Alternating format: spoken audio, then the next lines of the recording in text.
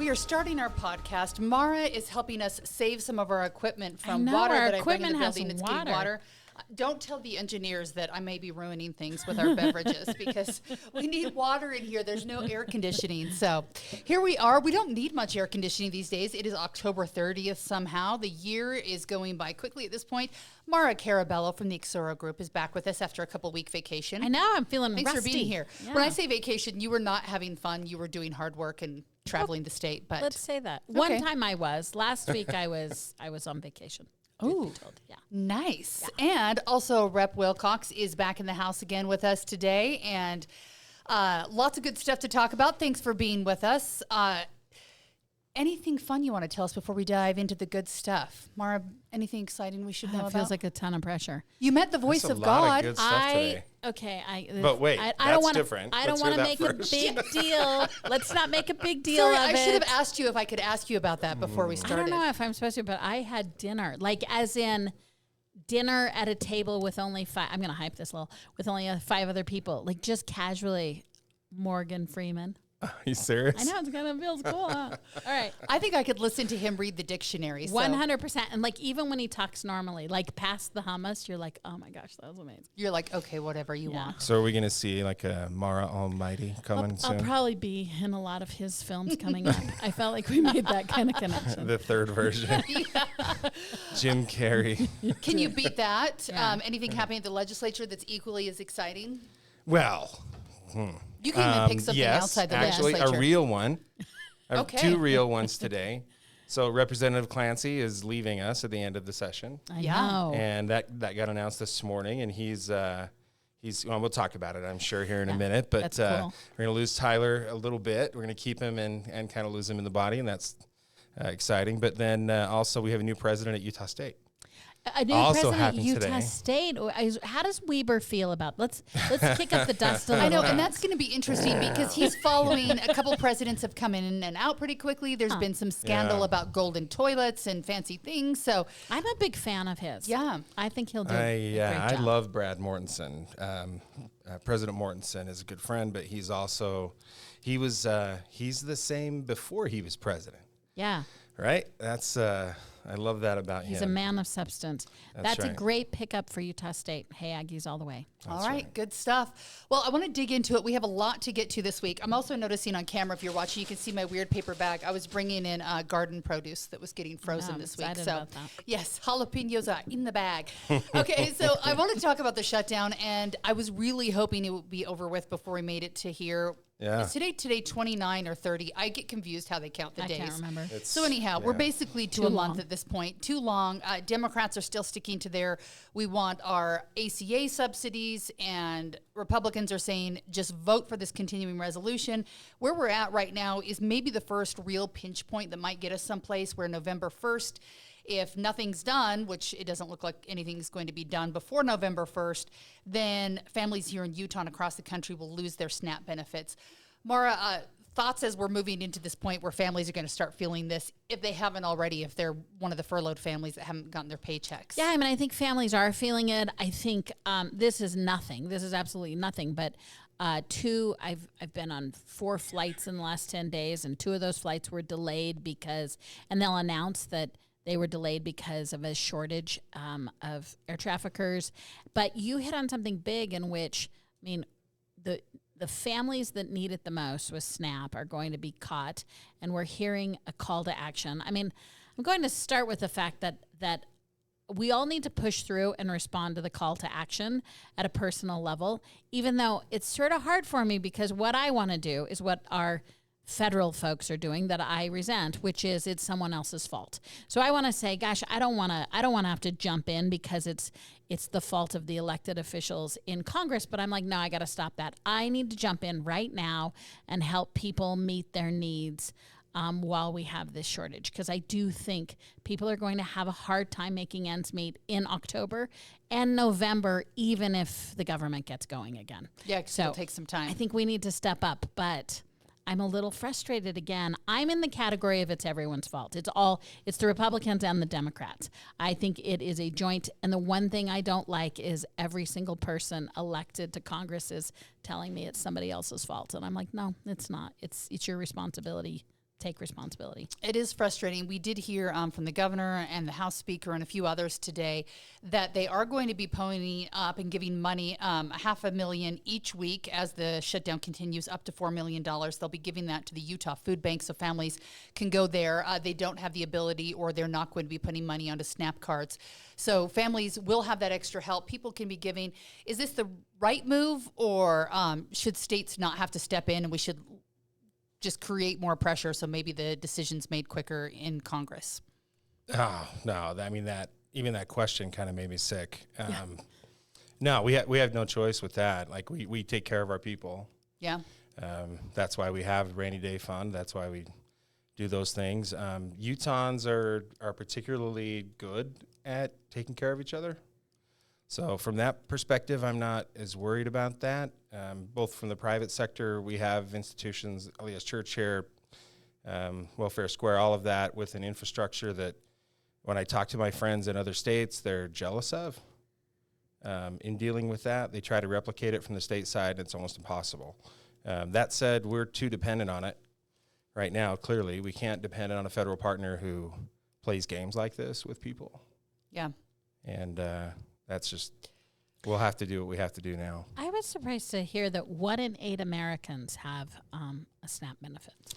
That's a lot. That's a whole other That thing seemed- that I That haven't. seemed really, I hadn't wrapped quite around that. No, and the fact that it doubled from like 2019 to 2021 alone, SNAP spending went up like from 55 billion to 119 in 2 years. Like, Yeah. that's kind of unbelievable as well. Do you believe it's because people are in that kind of need, or was this a bump up during the pandemic where people were given more help, where maybe they don't need that help anymore? Where do you think that's coming in, that money? Either of you? So far, the only thing that I've seen is that we were talking about ICE and stuff before. The prior administration was actively encouraging folks to put newly arrived undocumented immigrants onto SNAP. There's over 55% of those that have been put onto those benefits in Section 8, different programs like that. I think that happened. I think the pandemic certainly had an effect. When we shut down jobs, government did this. We all did this. We shut down the government, and we shut down the private sector. And that had an effect. And likely, I think what this tells us more than anything else is these were always intended and sold to the American people as a temporary program, right? This is to help you get on your feet. This is to get through that for the most part. And we don't really have off ramps. We just create these programs. Here you are. And clearly we have not done a good job of actually helping people. But the amounts are low enough that you're not living this lush life when you are. So it's true. not like people are like, yeah, I don't think I'll work. I think I'll live off of $187. But so the question is, in my mind, what has happened to us? And I don't think this is part of this an issue, but maybe it is. What has happened to us building the middle class, building sort of a workforce that if you work hard, you do have enough money. Like you can take care of your basic needs. And why are the rich getting so rich? I'm not trying to say that as a liberal phrase. I'm saying, what's happening to the American economic system after COVID? Where are the programs too bloated and they need to be restructured?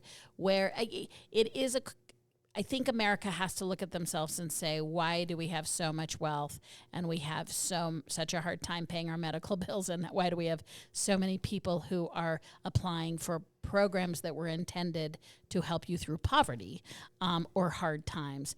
And I do think Utah has a chance to continue. I don't think this is new. To continue to lead on it, because I do think that Utah is a compassionate state. And I think we're a conservative state. And I think that we do believe in personal responsibility. And yet at the same time, we're like, yeah, people fall on hard times. And if we can get them through that to a place of thriving. But you do have to wonder, the 1 in 8 just really struck me as, because if you look at the charts, these are not people with the need of the income seems sensible to me. But I'm like, really, 1 in 8 Americans are in a financial situation where they need help to put food on the table. That is a lot. It's significant when you think about it. I want to talk really quickly. You mentioned medical bills as well. I don't know that anyone's insurance has been going down in recent years. It keeps going up, and it doesn't seem like we've figured out the problem of healthcare in the United States. But that is one of the big hangups for Democrats right now, why they say they refuse to vote right now and go for the continuing resolution and then hash out the deal with the ACA subsidies. But those started during the pandemic, and it went to the point where if you're making up to 400% above the federal poverty level, meaning in Utah, according to Senator John Curtis, a household making around $120,000 has a zero premium copay for their health coverage. The question is that coverage beyond what we need to be covering? Democrats are holding out for this. To me, in my mind, I'm thinking a family making that much money, $120,000 up to 4 people, that seems like not somebody who needs a zero premium copay. Maybe I'm understanding it wrong. Is this way more than it should be, or is this something that we need to keep covering because we have these families that can't afford their medical bills, can't afford the groceries on the table? Your thoughts on that?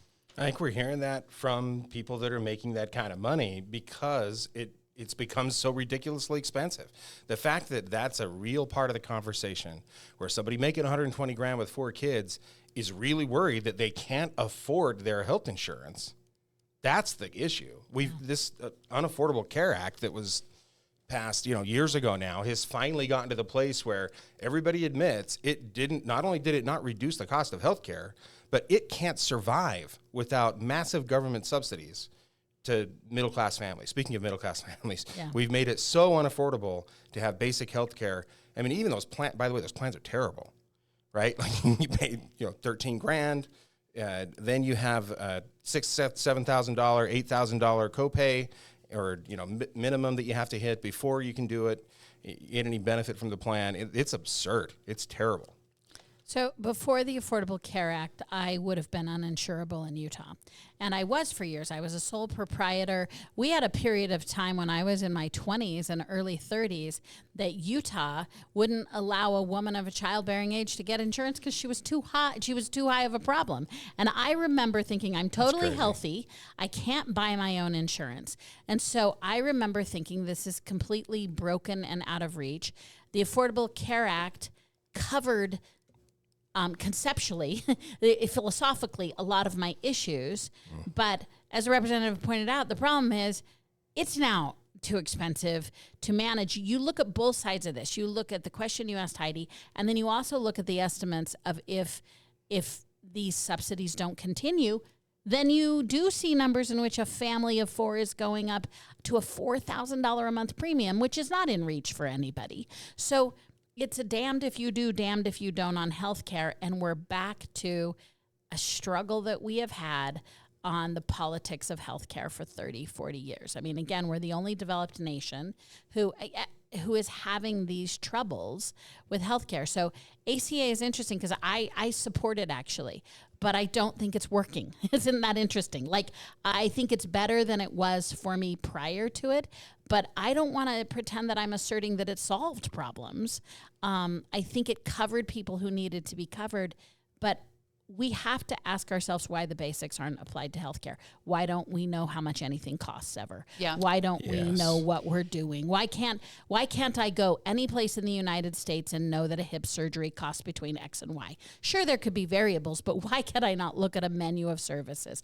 And it's not working when the doctors are frustrated. It's not inside the system that works and outside doesn't. No one one's thinks this happy. works except maybe pharmaceutical companies. Yeah, I think we could have a whole podcast on this issue, several of them, but I've noticed myself, just because I've been looking at options and we're getting to the point where you have to look at your insurance, and I have solid insurance here working at KUTV, but at the same time I look at how much I pay out in premiums, and a lot of doctors' offices now are starting to have a fee you can pay them, kind of like a membership, and if you have a membership, maybe you can have longer appointments, or they just don't accept insurance altogether, and they say you can get a membership here, and then you can come to as many appointments as you want. And I'm looking at them and I'm like, this seems way more affordable. Like, I was looking for my daughter in California, which is not cheap. There was a doctor who gets 5-star reviews. Everyone loves him.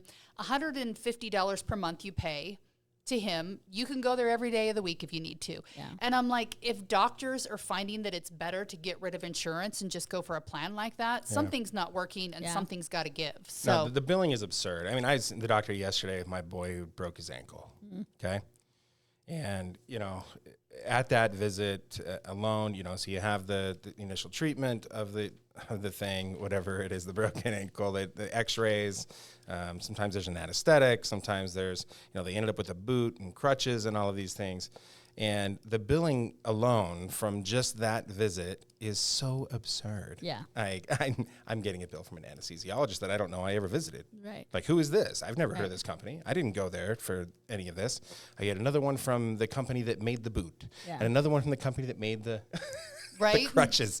And I'm like, this visit was like not at all what I... And you can navigate the system. Like, it's a pain. Right. But you're like, I feel confident. I feel empowered. I know I can call and challenge it. Can you imagine someone who is not feeling that empowered and going, Yeah, and it's like a full-time job to try to challenge It's a those things. full-time It's not job. easy. Yeah. Yes, Yeah. I know. It's frustrating. We could go on forever. Yeah. My son had an MRI recently, and I called around, and cash pay price was $250. And then, but they said, but it'll be like $400 if we bill your insurance, but maybe you want to bill your insurance because then if you're trying to get up to your, like, whatever thousands you're paying, so then you do that because you pay more because you're like, but what if I need my insurance? The whole Well, thing and is as a dumb. business owner, so I buy insurance every year, and we don't ask if the premium's going up. That's a given. Like that's You just Yeah, know yeah. it's you're going just to happen. hoping it's not double digits. Like for me, a win. If my premium doesn't go up double digits for my company, I'm like, yes, 8% increase, and you just hope that it's not 23% increase. Crazy. Crazy. Switching gears here because we have a lot to talk about. New news you were talking about when you were coming in, Representative Tyler Clancy, just 28 years old, is going to be taking over for Wayne Niederhauser, who's stepping down from the I thought you were going to homeless mention coordinator. Wayne's age. Wayne's age? Oh, I should. So it is vastly Let us different. I could discuss. Google it real quick. But he's young, and Yes, when I yeah. heard that name, I was like, this is an interesting pick. Tyler is well-read. He's a Provo police officer. He works with special victims. He's talked a lot about school lunch. He sees poverty as a police officer. Maura, you were telling me before he was even elected, he was on the Pioneer Park Coalition. So he's got experience, but he's young. What do you think about this pick? I think it's. I think we all think he's talented, and I think everyone enjoys working with him. I think this is a big job. I will say we've struggled with picking an org chart. Like we have 2 or 3 significant efforts on homelessness, and they're all negotiating with each other, and they're all doing good stuff. But I still think this is somewhat, from an organizational perspective, a leaderless movement. I'm not talking about people. I'm talking. We've got strong leaders. Randy Shumway undoubtedly is a strong leader, but I think it'll be interesting to see the role Tyler chooses to take this job. I think that this job is a job of public service. I don't think it's a place that, I think it's a lot of hard work. And I do think we should thank Wayne. I think he was in retirement and came out of retirement to do this. But I don't know if this particular entity has reached its stride. I'm not sure if I even doubt to name the names because I always forget them all. But I think we're focused on this as a state. I think we're committed to some resources and to some partnerships, but I still think sometimes the org structure is confusing about who's doing what. Yeah, and more money is needed because there was millions dumped into the system where we separated everyone out. That didn't work. It failed miserably. Homelessness has gone up in the last couple of years significantly by double digits.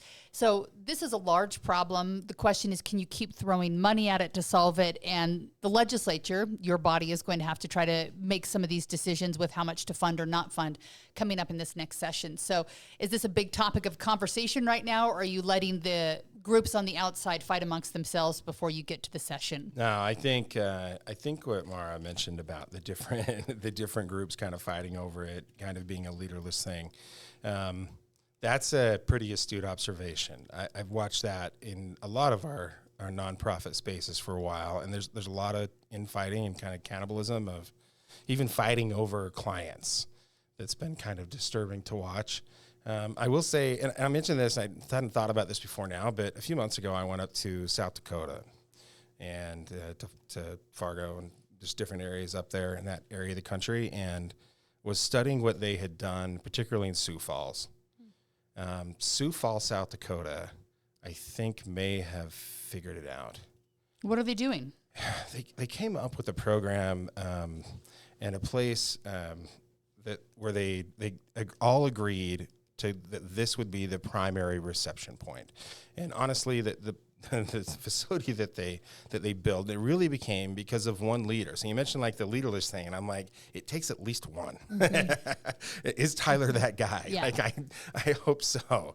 But it takes at least one that kind of forces everybody to play together. Yeah. And they take him into one initial facility that's like intake, right? And it's like part drunk tank, part detox, part rehab. It's just like, but it's the initial thing, and then they leverage all of the things that everyone else is best at. So instead of kind of fighting over clients and there's tracking one here, they agree to an identification. Like, this person doesn't have ID. How are we going to, do all of this? But because they're working together and they're doing it in conjunction with law enforcement, I mean, I toured through places that were long-term housing with very strict rules. There were some that, were run by churches, others that were nonprofits, other just, different aspects of the community. Up to and including the mental health hospital, who had a whole separate wing that was just dedicated to helping this particular population. And honestly, it's working. And it's working now for like 5 years. Yeah. And so that's when you double down on the money, once you identify the model that actually works. And so I've had this conversation with a few people since I came back. Honestly, I need to get our friends at the league and UAC, the Association of Counties, up there, because it wasn't a state-driven thing. It was really one county commissioner. Mm-hmm. And so when I'm there with a handful of other state legislators trying to study areas where this works, and I was there in my role as the chair of law enforcement, right? The recidivism issues and trying to help people as they leave jail for a lot of these same things. Do you look at it in any way as a concentration camp? There was a New York Times article, and they tried to look at all the different sides of this and whether people would be free to leave, or if this is a place where when you get people into this treatment, do they have a choice, or are you automatically kind of thrown into the drunk tank or drug treatment and you can't leave? Is that a concern for you when you look at this model? No, because it was totally different. I mean, and I had seen those problems with other models, but I hadn't ever seen anything like what I saw in Sioux Falls. So nobody was made to do anything unless you had committed a crime, of course. Then you get to go to jail. Yeah. But outside of that scenario, if you weren't ready to do it, then nobody was forced to. But because it was an understood goodwill thing, and enough, once people started going through it, I met 30 men who used to be completely on the street, who were now living independently as part of this living facility. They weren't allowed to bring in, one of them, they weren't allowed to bring in any alcohol. And that was just it. And they got inspected every time, right? And then there was another one where alcohol was allowed, but only a certain amount, right? Kind of a thing. So it's depending on, their individual situation. It wasn't a thing where government was trying to control all the nonprofits, which is what everybody kind of worries about. It was, you're great at X, and so we're going to leverage that and connect this person who's going to thrive with X there once they're ready. Yeah, San Antonio is a similar one, different, which is to say a singular leader said, okay, here's the deal, and we're going to stick with it long enough. And it did not include involuntary commitment, but it did include a code of conduct. Yes. Different levels of codes of conduct. Hey, we'll give you this, but you got to do this. And it was reachable. It wasn't unrealistic. If someone had a substance abuse problem, they had a different standard, but they were clean and whatever their standard was, right? Do you get a job? Like some of them have that Some of them had jobs, but we've had those. We've had really successful job programs in Utah. So one of the things I'll say, because we switched gears a little in talking about this central location, I'm a huge fan of a central location. There are 20 different variations on that theme, but I'm a huge fan of a central location. I'm trying to give enough grace. I'm a little suspect of the location. It's got some deficits right now. It's 2 miles away from public transit. It's got some mosquito problems. That seems like we can handle that. It's got some problems. I am a fan of giving space there, though, because as the organizers have said, They're at blue sky conversation. They're not at detail. Now, we get to scrutinize as they make their decisions. And you can make a bus route go 2 miles further, That's right? why I'm saying, like, there's nothing I have seen of the location that's insurmountable. But if we don't get over those, they're deal breakers. If you can't get an immobile population to the location, definitionally the location is no good. But I want to give space to see planning and to see benefit there. The commitment is a really interesting conversation. The one thing I just want to, since my day job is semantics and wordsmithing, I want to just say, as someone who's either centrist or left of center, and a reader of the New York Times, and I think the New York Times has good columnists or journalists, I objected to all the labeling that was in this article because it was like, Utah agrees to do what Trump wants to do. Utah started this problem long before. Now, there's a version where we are in concert with Trump's policies. But here's the problem when you get to label anything. Here's the problem when you say to Ryan, I don't know, what do the conservatives say? Like when everything's a label and nothing is a policy. Yeah. I have to object to agreeing with anything Trump says. It's just, I wrote it, I signed the contract. I have to disagree with everything Trump says. But I don't disagree with everything Utah's doing on a one-side homelessness thing. So I didn't love that I felt like that Times article made everything have a label on it instead of everything being about the policy. Concepts, and like what was stressing me out about this policy and what was not. And when you ask me to virtue tilt during it, I get distracted by the tribalism in it, and I don't focus on the policy. And homelessness should have no partisanship. It should have people who care, and what are the tactics and techniques that use our nonprofit money wisely and our taxpayer money wisely. And so I will say the only way we're going to solve homelessness, and I appreciated some of the aspects of the article, but I'm going to try really hard to not be partisan. And so I am throwing out the fact that Utah is following Trump because we may be in concert with some things that Trump is saying right now, but I know that the Utahns are working on this or just doing policy that they think is important. That's right. And we should stop and we should resist the urge to label this. I do think that the one side is important. I think this current site has a number of obstacles that we're going to have to and I am involuntary commitment is an interesting model that the devil is in the details there, because as a woman of a middle age, there was a version 100 years ago where I was involuntarily committed for my hot flashes in America. So I don't want to go back. It's got to be a pretty high test when you are taking away somebody's rights and putting them. Yes, women who were hysterical. Yes. Yeah. We could use some time out sometimes. We could. Yes. So true. Yes. But that should be given by our family. That's right. They just give us a week off at home. We have a lot of other issues I want to get to. Ryan, I want to start with you on this one. The Utah GOP fighting amongst itself on one of these issues, replacing the indirect initiative, which was going to be a first of its kind here in Utah to get rid of redistricting now, with a direct initiative, which means instead of 70,000 signatures, they now need 140,000 signatures. Whether the judge allows this to go forward or whatever's happening in the courts, there's a lot going on. But a big change by the GOP, and not all leadership is agreeing with the concept of what they're going after. Do you like the idea of going back to the people for signatures, or did the people already decide in 2018? The people. The people, the voters. I know, and that's such an awesome word to use. Some people. I mean, it failed in every county but one, right? But that's not how elections work. No, I know. Like, are you more elected than the guy who didn't? Like, are you a more of a representative than the person sitting next to you? You're like, maybe I am. I'll have to look at those percentages. I'm not sure. No. The bottom line is, the reason why I mentioned that is most of the state didn't want that.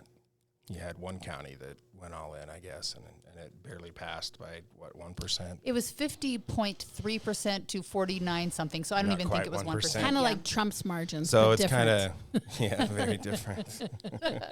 No electoral college complications. So do you like that they're going back and gathering signatures? Should the judge keep going with what she's trying to decide and looking at the maps that have been submitted? What's the right answer here? There's a lot of moving parts. As far as with the party, I'll address that first. So I don't think any of us had any idea exactly what the party was doing. I found out at the Capitol right before their presser. I saw Rob, and he goes, yeah, we haven't talked to you guys on purpose. This is what's happening. And so this is, I'm not part of the party apparatus, so to speak. So anything I say has nothing to do with that. That said, I think they have, just like anybody else, they have every right, just like the people that filed the initial one, to attempt to do the same thing, to reverse that. I don't have any idea. I haven't read what it is that they're going to do with the direct initiative. I don't love initiatives in general. I think it's really easy to spend a lot of money and get people to vote for things. That said, this is a viable path. It is literally the path that they used to get it onto the ballot the first time. And if Utahns want to do that, I guess we'll see. I don't know how it's going to go. I have no idea. And let alone for me to tell the judge what to do would be absurd at this point. I don't think she would listen anyway. So is this so fun because we have no idea what's going to happen? Fun. From a strategic point of view, what the Republican Party is doing is a hot mess. Like this is not good gamesmanship, in my opinion. And a couple reasons. One, Ryan already pointed out. You can't use the initiative system to discredit the initiative system. Like, it's sort of I'm speaking strategy here. Of course they have the right to do this. Yes. But you can't say this system is horrible for the following reasons, which has been said.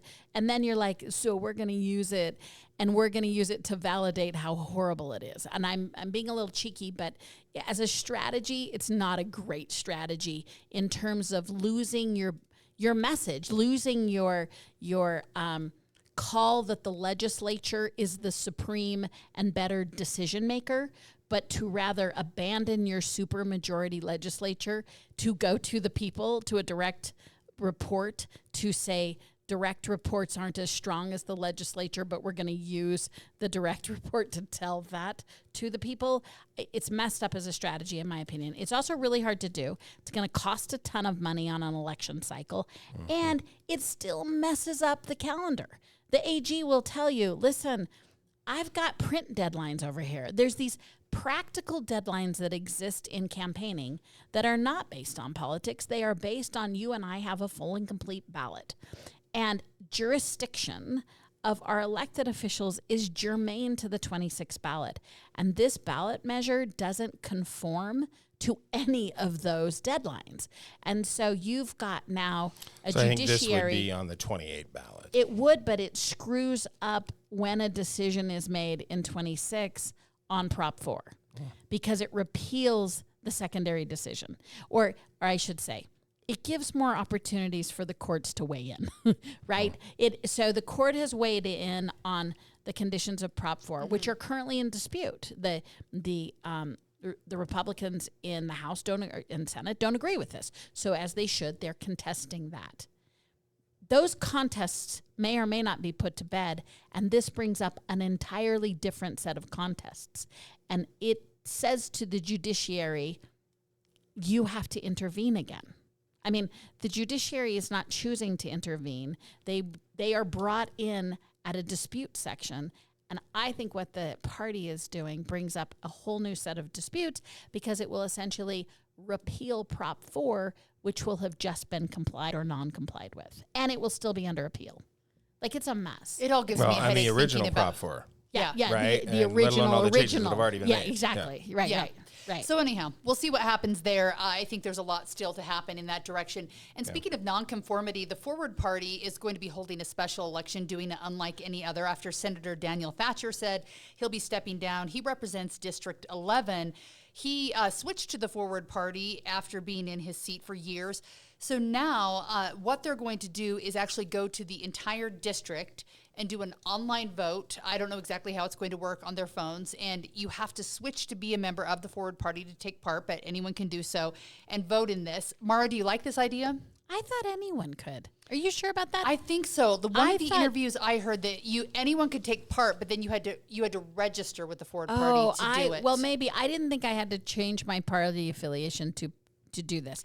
A couple of things I thought were really so. One, I'm super into this as an exercise. I mean, like, this is so interesting, and one of the things that I loved is whoever gets elected has to agree to stand with the Forward Party on the next election as well, which felt like good sense from a new Party building. Yeah, little party building exercise. Since the opportunity only exists because somebody flipped parties. You don't want me to flip again. But So I you- thought that was interesting. I was like, okay, I like that. And then you had to meet some other base qualifications.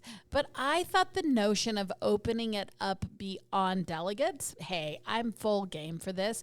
And it fits the notion of a third party who's trying to do something different. I like that they outlined it, that they put it in writing. Michelle Quist is smart. She has run for office before as a Republican.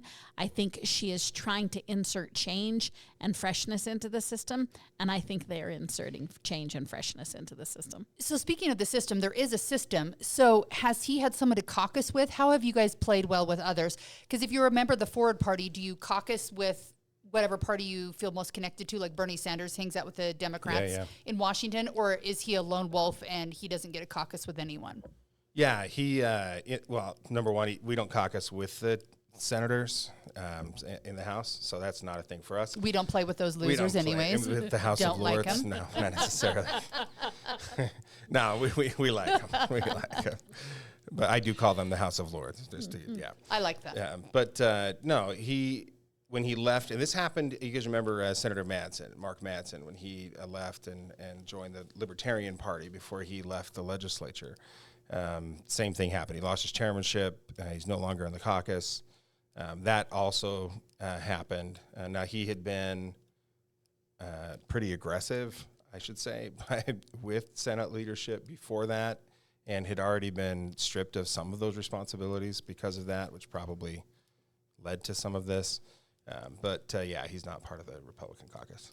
I think who you caucus with as a third party is very dependent also on your personality and your relationship, I think is what the representative is saying. Like the prior third party folks had a falling out with the majority caucus. So there wasn't that was a catalyst for their leaving. What'll be interesting is a new forward person who maybe we know him, I don't know, but who isn't coming in with baggage. The big question is, will the Republican caucus let them caucus with them? Now, I imagine the Dems will let them caucus with them. They're like, sure, come play with us. I don't know. It'll be interesting to see who he asks to play with. Yeah. Or she, I should say. I shouldn't assume a gender. It'll be interesting. And I tried to look and see how many people had applied. I don't know yet at this point. Want to get to a couple other things really quickly before we have to be done. Salt Lake County's proposed a tax increase of 19.6%. Only to be beat out by Davis County, who has an even higher rate at 30%, both of them saying that inflation is a problem. Davis County has commissioners that are proposing this. We have a different county council that's proposing the 19.6% in Salt Lake County. Once your rates go up, they're not going back down again. Ryan, do they need to be looking at ways to figure out to cut before they raise? You obviously don't live in either of these, and so you're a sort of outside party. But a lot of families are worried about this because rates are going to keep going up. But if something's lost, it's something that somebody wants. We learned that with the Salt Lake County Council, where they voted this week to get rid of some daycare centers at some of the rec centers. They were only half full. They were paying $2 million for 271 families. So they said, okay, that's our first cut. Yeah. So things will have to be cut if you don't want the raise. Yeah, no, 100%. There's, generally speaking, we're looking the opposite direction on the state side. We had a big strategy meeting last month, and a lot of that conversation, most of us hear about the property tax from our constituents more than any other tax. Yeah. And is it because we have to write out a check and everything else is taken out of our paycheck? I think part of it is, especially for our older folks, the increases that they do see. I mean, if the government ever opens again, but the increases they do see, the cost of living increases don't get anywhere near the actual cost of the increase that they're seeing in their property tax every year. And it's also like this moral question: like, when do you ever actually own your home? Never. Is there a point when I get to own it, or is the county really always the owner unless I pay them a ransom every year? Kind of a feeling. And yet, the legitimate uses, we have to have, I chair law enforcement, I deal with all the first responders. We need that. Like, we have to do that. And so, there's a legitimate reason for a lot of that. But I'm just saying we're doing the best we can to come up with creative solutions on the other side. So to watch our counties immediately not only just wipe those out, but just double down on them is kind of fascinating in this environment. Surely they're getting the same emails we are. Because you feel like you're tightening your belt on the state level and saying, let's make some cuts if we have to. We're doing whatever we can to push down the tax burden. We're still even talking about another income tax cut this year, right? Like we're doing everything we can that way. But yeah, this is a different approach. So there's an old adage that says most political failures are failures to communicate. Yeah. And it's going to depend on how well you articulate. So there's a misnomer that Republicans and conservatives don't tax themselves. What I have found to be true is that Republicans, conservatives have to be more persuaded that the money goes to what you say it's going to go to. There's a distrust of the apparatus in between their pocketbook and the government. And if you can, that's what happens a lot of time with conservatives in education. They're like, I'm for education, but I don't believe that will get to my student, and so therefore I'm not for that tax. So I think it's going to depend on how these two counties communicate. I think the counties may say the belt tightening at the state has caused some needs at the county. They'll have to make that argument. One thing I will say as a Salt Lake County resident, my property tax already is going up $400 this year. And so they raised rates, I think, 5 years ago. Remember, I'm a tax and spender. I'm a good old-fashioned, what do you need money for? I'm there for you. I think there's always a case when you're in the 20% and higher range. 20% feels a lot like mismanagement. It doesn't feel incremental. It doesn't feel inflationary. And I am one who buys inflationary. I think everything's costing more. I do think Salt Lake County is the second largest government in the state.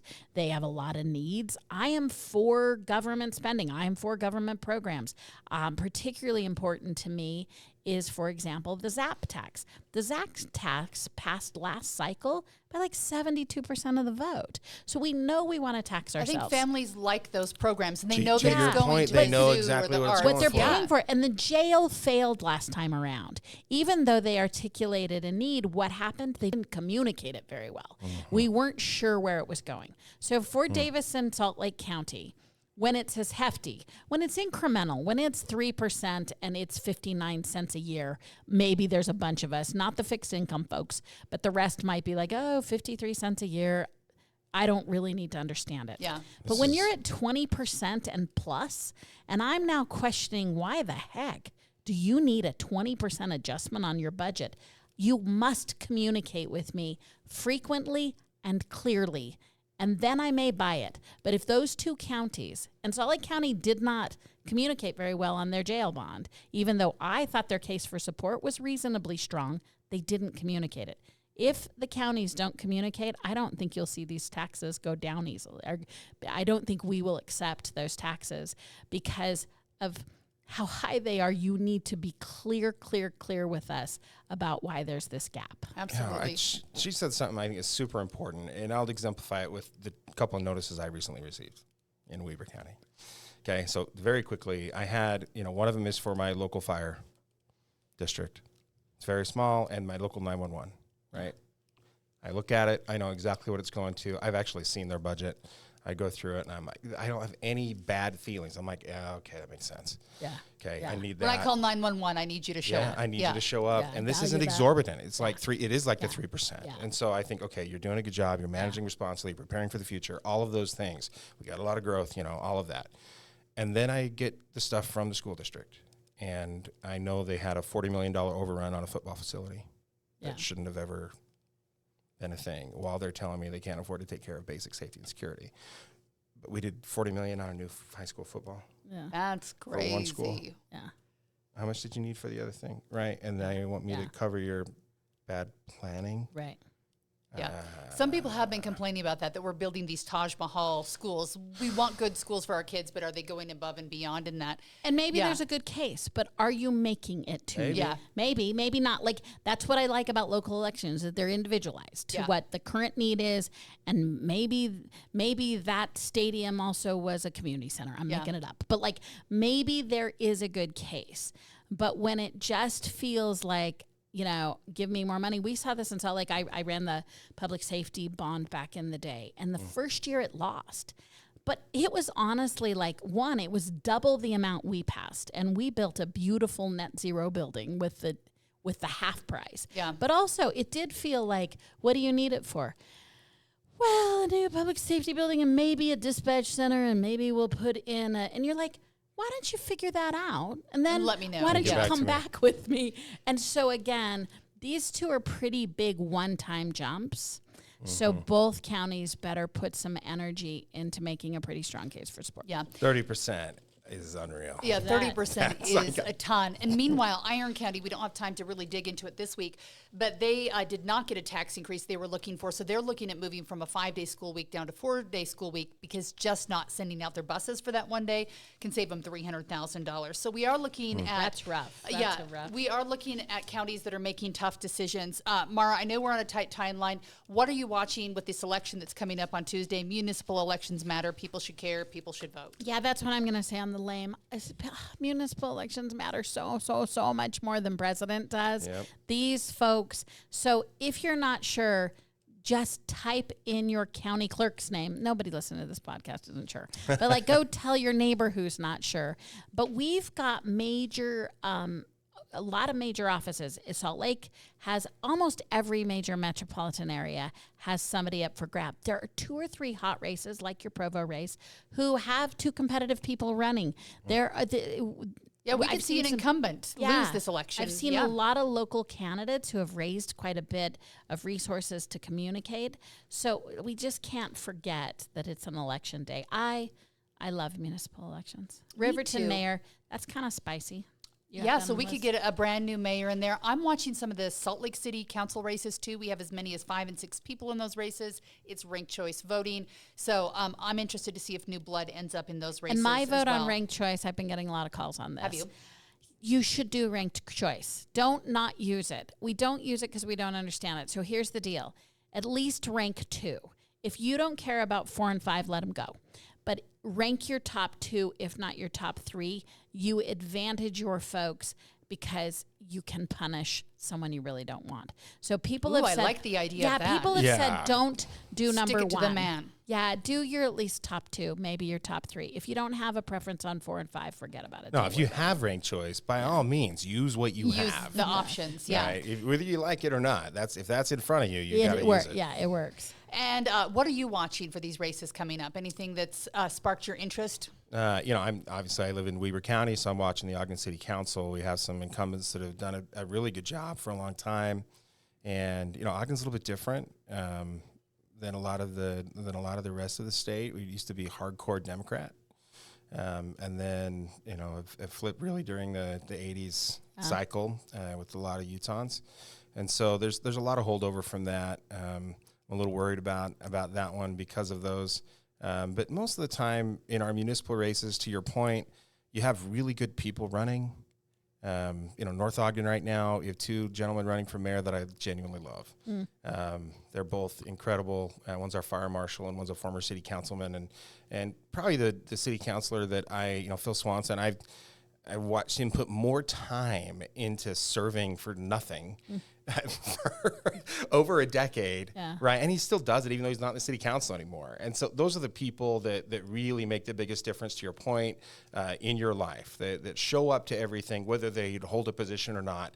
Those are the people that we want to serve and that deserve that. So please don't sleep on it. I would echo that. Please pay attention to those. It really does matter if you show up to vote for those races or not. It makes a huge difference. So, all right. Hopefully we sold you on that voting. And remember that you've got to get those ballots dropped off on election day in person or in the mail before. You can't be mailing it the day of anymore. So thank you for listening. Tell your friends about us. Give us a review, and we will be back again next week. thank you.